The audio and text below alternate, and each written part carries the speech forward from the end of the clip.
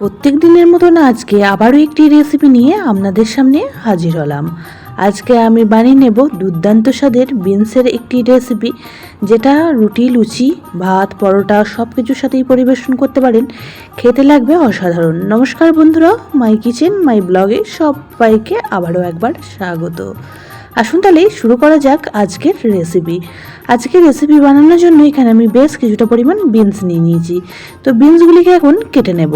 তো বিনসের গোড়ার দিকের অংশটা একটু কেটে বাদ দিয়ে ঠিক এইভাবে লম্বা লম্বা করে কেটে নিচ্ছি। তো একটা বিনসকে আমি 4 টুকরো করে কেটে নিয়েছি।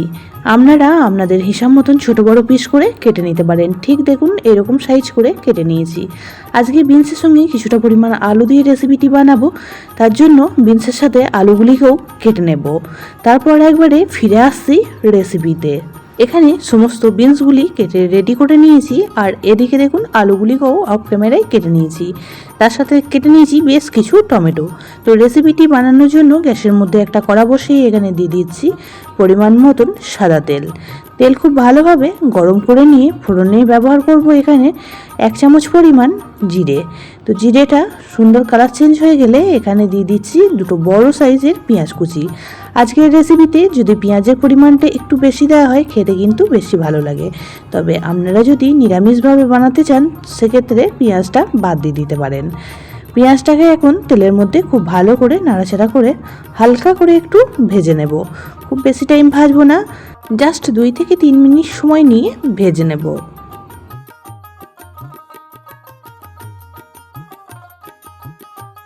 2 মিনিট সময় নিয়ে ভেজে নিয়েছি। পেঁয়াজটা হালকা একটু নরম হয়ে আসলে এখানে অ্যাড করে দিচ্ছি আগে থেকে কেটে রাখা আলুগুলি। বিনস আলুর পরিমাণটা আপনারা আপনাদের হিসাব মতন কম বেশি করে নেবেন। তো এখন আলুগুলিকে পেঁয়াজের সঙ্গে বেশ কিছুক্ষণ সময় নিয়ে ভেজে নেব। খুবই সিম্পল একটি রেসিপি আপনাদের সঙ্গে শেয়ার করছি।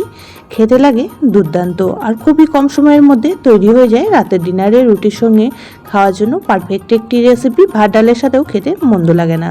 তো 2 মিনিটের জন্য ঢাকা চাপা দিয়ে রান্নাটি করে নিয়েছিলাম। আর দেখুন এই পর্যায়ে পেঁয়াজ, আলু সমস্ত কিছুই সুন্দর করে ভাজা হয়ে গিয়েছে। এখন আগে থেকে কেটে রাখা বিনসগুলি অ্যাড করে দিলাম। তো বিনসগুলিকেও এখন আলু পেঁয়াজের সঙ্গে বেশ কিছুক্ষণ সময় নিয়ে ভেজে নেব।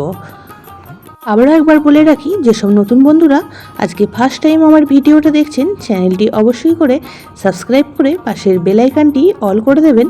তাহলে আমি যখনই কোনো ভিডিও দেব নোটিফিকেশন সবার আগে আপনাদের কাছে পৌঁছে যাবে।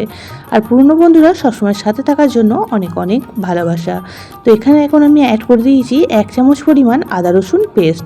তো আদা রসুন পেস্টটা আলু আর বিনসের সঙ্গে খুব ভালো করে নাড়াচাড়া করে বেশ কিছুক্ষণ সময় নিয়ে ভেজে নেব। তাতে করেই আদা রসুনের কাঁচা গন্ধটা খুব সুন্দরভাবে চলে যাবে। তো আদা রসুনটা ভেজে নেওয়ার পর এখানে আমি অ্যাড করে দিয়েছি যে টমেটোটা কেটে রেখে দিয়েছিলাম। তো এখানে আমি 2টো টমেটো ব্যবহার করেছি, আর তার সঙ্গে দিয়ে দিয়েছি 1/2 চামচ হলুদ গুঁড়ো, 1/2 চামচ জিরে গুঁড়ো, আর দিয়ে দিলাম এখানে 1/2 চামচ পরিমাণ লঙ্কা গুঁড়ো। আর এখন অ্যাড করলাম 1/2 চামচ ধনিয়া পাউডার। তো তার সঙ্গে এখানে দিয়ে দিচ্ছি পরিমাণ মতো লবণ। লবণটা দিলে টমেটোটা খুব তাড়াতাড়ি নরম হয়ে যাবে। তো এখন সমস্ত উপকরণ আবারও আলু বিনসের সাথে খুব ভালো করে মিশিয়ে নিয়ে বেশ কিছুক্ষণ সময় নিয়ে আবারও ভেজে নেব। বিনসের মধ্যে রয়েছে অনেকই উপকারিতা, যেটা খাওয়াটা আমাদের শরীরের জন্য খুবই ভালো। আর বিনস খেতে কিন্তু অনেকেই অপছন্দ করেন, তবে এইভাবে যদি বানিয়ে নেওয়া হয় সকলেই কিন্তু আঙুল চেটে খেয়ে নেবে। তো খুব ভালো করে সমস্ত উপকরণ মিশিয়ে নেওয়ার পর এখন ঢাকা চাপা দিয়ে দেবো। তাতে করে টমেটোটা খুব তাড়াতাড়ি নরম হয়ে যাবে। 3 মিনিটের জন্য গ্যাসের ফ্লেম লো টু মিডিয়ামে রেখে রান্নাটি করে নিয়েছি। এখন ঢাকাটা সরিয়ে নিয়ে খুব ভালো করে মিশিয়ে নিচ্ছি। আর দেখি বোঝা যাচ্ছে টমেটো এই পর্যায়ে একদমই নরম হয়ে গিয়েছে। তো এখন খুব ভালো করে একদমই নাড়াচাড়া করে ভাজা ভাজা করে নেব। তো আজকের রেসিপিটি একদমই শুকনো শুকনো তৈরি হবে, কোনো রকমভাবে ঝোল তৈরি হবে না।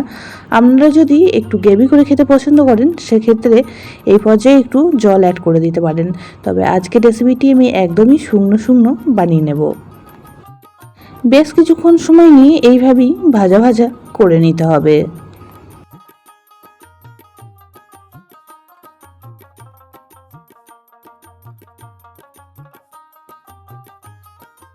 টমেটো আর মশলা সমস্ত কিছুই আলু আর বিনসের সঙ্গে খুব সুন্দরভাবে মিশে গিয়েছে। তো এই পর্যায়ে আমি ঢাকা চাপা দিয়ে আবারও 2 থেকে 3 মিনিটের জন্য রান্নাটি করে নিয়েছি।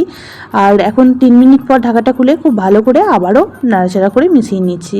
এই পর্যায়ে কিন্তু আলু বিনস খুব সুন্দরভাবে সিদ্ধ হয়ে গিয়েছে আর রেসিপিটিও আমাদের প্রায় রেডি হয়ে এসেছে। এখন আমি এর মধ্যে অ্যাড করে দিচ্ছি খুব সামান্য পরিমাণ গরম মশলা আর তার সাথেই দিয়ে দেব বেশ কিছুটা পরিমাণ ধনেপাতা কুচি। এই শীতকালীন সময়ে ধনেপাতাটা অ্যাভেলেবেল পাওয়া যায়, তাই যে কোনো রেসিপিতে যদি ব্যবহার করা হয় খেতে কিন্তু বেশ ভালো লাগে। তবে আপনাদের অপছন্দ হলে ধনেপাতাটা বাদ দিতে পারেন। তবে আমি বেশ 1 মুঠো পরিমাণ ধনেপাতায় আজকে ব্যবহার করলাম। তো এখন খুব ভালো করে মিশিয়ে নেব আর মিশিয়ে নিলেই সম্পূর্ণ পরিবেশনের জন্য রেডি আমাদের বিনস আলুর শুকনো ঝালঝাল রেসিপিটি। গ্যাসের ফ্লেম অফ করে দেব আর ঢাকা চাপা দিয়ে রেখে দেব 10 মিনিট। তারপর একটা প্লেটের মধ্যে সার্ভ করে দেব। আজকের রেসিপিটি আপনাদের কেমন লাগলো অবশ্যই কমেন্ট বক্সে জানাবেন। বেশি ভালো লেগে থাকলে একটা শেয়ার করে দেওয়ার অনুরোধ রইল। সবাই খুব ভালো থাকবেন, সুস্থ থাকবেন। আবারও দেখা হচ্ছে অন্য কোনো ব্লগ বা রেসিপির সাথে। ততক্ষণের জন্য সবাইকে টাটা।